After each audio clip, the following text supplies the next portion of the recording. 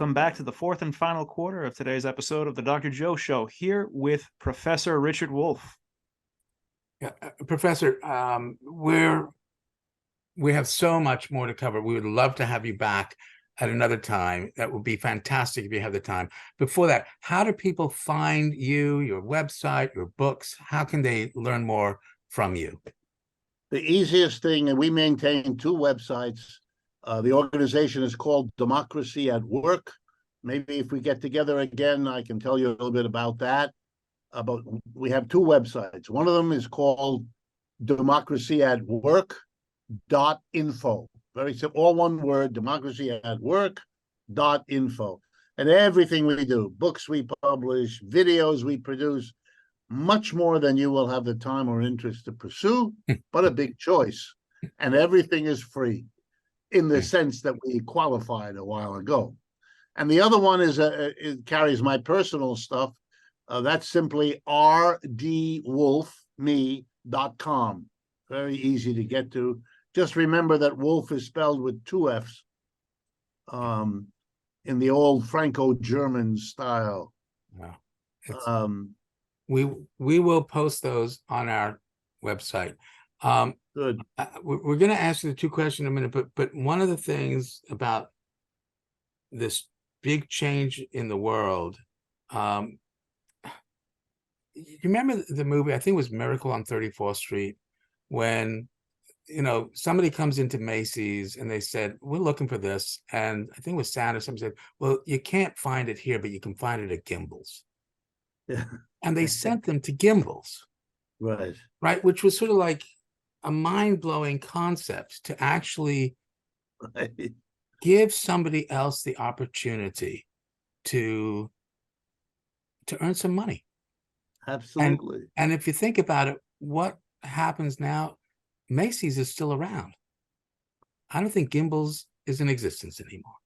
No, it's gone. So there is a way. So let me ask you this, the two questions. The first question, because the four domains of the IM interact, the home, the social, biological, and IC, because they interact, a small change can have a big effect. We don't need to change everything. Based on our topic tonight, what small change can you recommend to our listeners? Well, I'm going to say something. I'm not so sure it falls under the heading small, but I'm going to push a little. And centuries ago, human beings were mostly organized in a way to carry out the production of the goods and services they depend on for their lives, food, clothing, shelter, all of that. Were organized with a small group of people at the top who made all the key decisions, kept the bulk of the output for themselves, and directed the productive efforts of a large group of other people. So they were sometimes called masters and slaves. They were sometimes called lords and serfs. And they have nowadays changed their name again and are called employers and employees. But as far back as we have a record, there were always some people who said, we don't need and we don't want that division. That leads to unequal distribution of wealth and a whole lot of other things we don't want. And those people broke away in various forms and formed productive groupings. For lack of a better term, we'll call them enterprises. This is what we call them today. That weren't working like that. That did not have the master slave, the lord serf, the employee. They were, and then they took different names. Collectives, communes, derivative words from commune like community or communal. Or all these, we're going to work in a different way. We're going to be horizontal. We're all going to be equal. One person, one vote. We will decide what we produce, how we produce, where we produce, and what we do with the valuable output that we all helped by our labor to generate. Let's call them, for lack of a better term, a modern term, worker cooperatives. Okay. Here's my idea. Why don't we give by the way, they're sprinkled all through American history. Americans have always been interested in those things. If you're ever in Western Massachusetts, visit the Shaker communities there, an early Protestant religious sect in the United States, still going, but they always organized in this way. They didn't have ruler and rule. They didn't have any of that. And they've been very successful in longevity, and they make some of the most beautiful furniture the world has ever seen. They still do. Why not? Here's my little idea.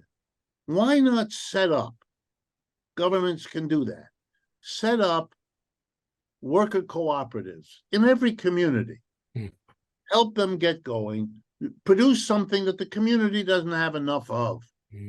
Heaven knows that, daycare center or food, if that's the issue, or, child care, if that, whatever. And the purpose is not so much to produce that service, well, that'll be useful, but the purpose is to give everybody else a chance to see, to look at, to talk to people whose daily life is organized.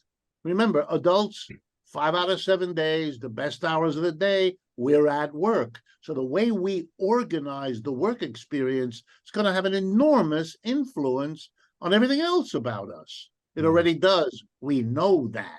So now how about changing the work experience and seeing whether that can make the difference that we're looking for?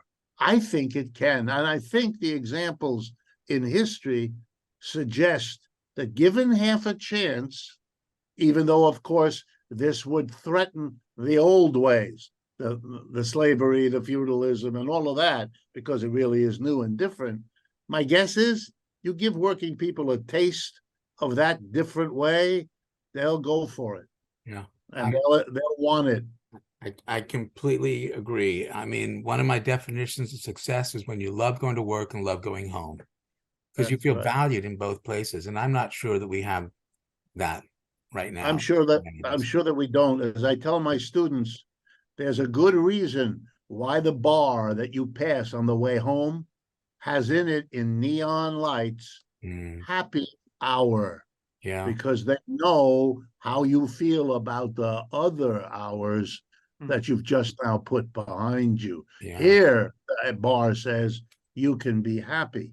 I mean, I know the joke behind it, but there's a wisdom in here that the bartender doesn't intend. Yeah. And I would, just from the neuroscience, prefer to call it pleasure hour, because happiness is a slightly different neurochemical. A whole nother issue. So the other second truth of the IM, everyone has one. Everyone is interested through their IC domain, what you think or feel about them. And that has an effect on the biological domain, because it feels different when you feel respected or disrespected. You're part of someone's home or social domain. So the second truth, you control no one, you influence everyone. You get to choose the kind of influence you want to be. Professor Richard D. Wolff, what kind of influence do you want to be? Well, I've lived a long time, and I've asked myself that question a lot. And I want to be a rebel. I want to be the one who says, it doesn't have to be like this. Listen to me for 5 minutes. If you think I'm crazy, more power to you, that's fine. But I have figured a few things out, like everybody. And one of them is, it really can be better than this. And people have throughout history figured that out. And that's why the world is better than it has been, because there were folks who did it. I want to be one of those. I think you are. All right. I think you are. That'll make my day. That'll make my day. Oxytocin, right? I so appreciate your time. There's so much more we can talk about. I want to be respectful of your time, but I do hope that you'd be interested and willing to come back, because I think that there's a lot more to talk about here. And I think the integration of the IM approach with your economic wisdom, a system has an IM. The United States has its home domain, Our social domain is our interaction with the global community. Our IC domain, the way we see ourselves, the way other countries see us, which is different now than it was under George Washington. And the biological domain are all of us and all of our resources. But we're doing the best we can. If we don't like it, we can change it. Professor, thank you so much. And let me say very clearly to you, I would love to get together and do this again. So don't hesitate. The only thing that will govern me is my schedule. And you might be amused. There was a time until about 8 or 9 years ago when people like me had a hard time getting a job because we were a little too reddish or pinkish or something like that. And I would get an invitation to do radio, television once every 3-4 months. And the host, whoever that was, man, woman, or whatever, would begin by saying, "Today, I'm happy to welcome Professor Richard Wolff. He's one of those." It was like inoculating the audience lest they get infected by whatever it is that I was bringing into the room. Everything has changed. And if you pick up a certain energy from me, I'm just reflecting the fact I now do 3 to 4 radio and television interviews every day. You are my 4th today. Wow. Thank you. And the interest in, well, I'm captured. I used to think, once every 3 or 4 months, someone wants to hear me. Imagine I'm like a child in a candy store. Everybody wants to hear the stuff that before was scary and unacceptable and weird and foreign and alien and whatever. All of that is gone. I mean, not all of it, but the vast majority. The people I work with on our websites, we don't understand. We don't get hate mail. Really? Everybody else does, but we don't. We just don't. I think the people are still there, but they don't feel as though they're quite in charge the way perhaps they did back then. Well, so anyway, I'm at your disposal. It's only my schedule that will stand in the way. It's great. I mean, if this was your 4th interview, I can only imagine the energy you had on your first. My gosh, this was like mind-blowing, the energy. Thank you so much. And again, I'm delighted and love to continue this discussion. Okay. Thank you. Thank you, Thomas McCoy, for all the work you put in. And as I say, get in touch, and I'm sure we'll find a time we can do this again. Sounds great. Thanks so much. Bye-bye. Bye. Stretch the canvas, rush with madness. Is it sadness or just a show that